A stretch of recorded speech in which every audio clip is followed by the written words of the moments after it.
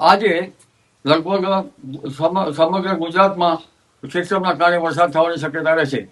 જે ભાગોમાં વરસાદ ઓછો છે ત્યાં પણ વરસાદ થવાની શક્યતા રહેશે. ખાસ કરીને રાજકોટના ભાગોમાં વરસાદ ઓછો હતો તક ભાગોમાં પણ વરસાદ થવાની શક્યતા રહેશે અને વાવણી લાયક વરસાદ થવાની શક્યતા રહે છે. કોઈ ભાગમાં એક અડધારો ભારે વરસાદ પણ પડી શકે.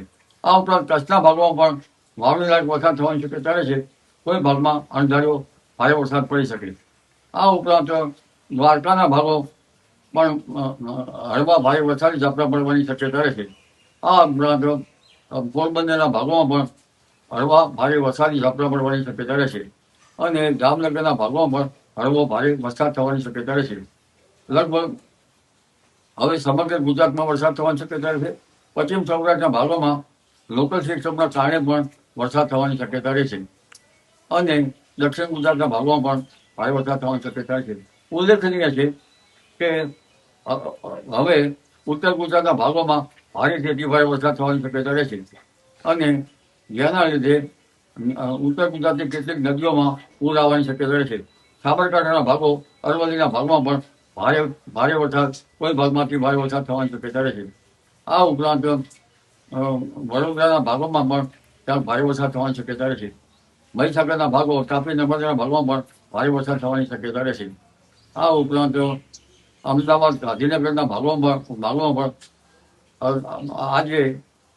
આજે સાંજ સુધીમાં ભારેથી અતિ ભારે વરસાદ થવાની શક્યતા કેટલાક ભાગમાં રહેતા લો લાઇંગ એરિયામાં જનધને કાળજી રાખવી. ખાસ કરીને અમદાવાદમાં પણ લો લાઇંગ એરિયા અને અન્ય વિસ્તારોમાં જનધને પાણીના ભરાવાથી કાળજી રાખવી ઈષ્ટ રહે. પરંતુ ગાંધીનગરના ભાગોમાં પણ લગભગ વાવોલ, કુડાસણ, વાવોલ, સરગાસણ આ ભાગોમાં જળ ભરાવથી ખેતીના કારણે જનધને કાળજી રાખવી સારી રહે.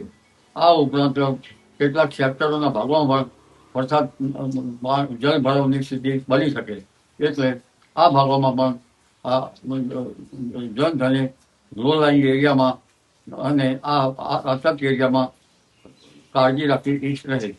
પરંતુ ઉલ્લેખનીય છે કે આ સિસ્ટમથી ગુજરાત તરબોળ થશે, પરંતુ વરાપ થયે કૃષિ કાર્યો કરવા સારા રહે, કારણ કે આ નક્ષત્રનું પાણી સારું ગણાય છે.